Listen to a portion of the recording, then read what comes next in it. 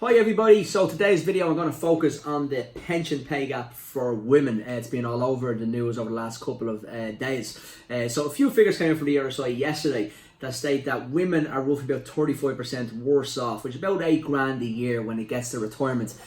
Obviously there's a number of issues for this, but main issue I think is that women generally will take longer time to look after kids. So when it comes to obviously maternity leave and maybe taking unpaid leave after work, or they might stay at home for a few years. And the other problem we have in this country is that when women do go back to work, they tend to go back to work on a part-time basis. So out of the part-time workforce here in Ireland, women make up a staggering 70% of part-time workers.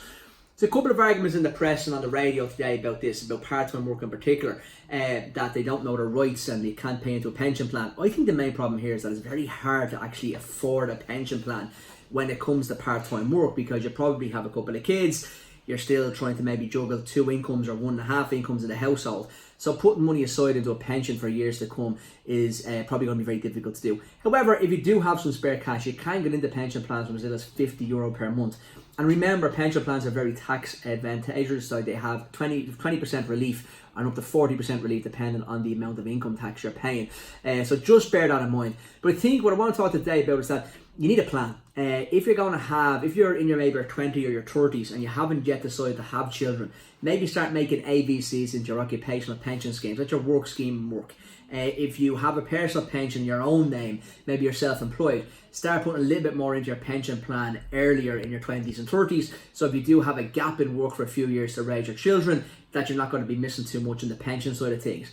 But ultimately, don't worry. If you're in your 30s or even 40s at this stage, and you're worrying or thinking about pensions, you still have 20 odd years to sort this out. So if you plan to go back to work maybe full time when your kids go to school or something, there's loads of times to kind of sort out the problem of pensions.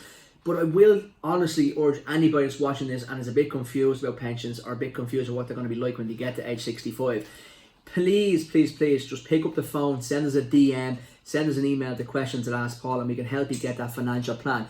It doesn't always have to be about pensions either. A pension is a certain type of account, not a tax relief on it, it's a great account.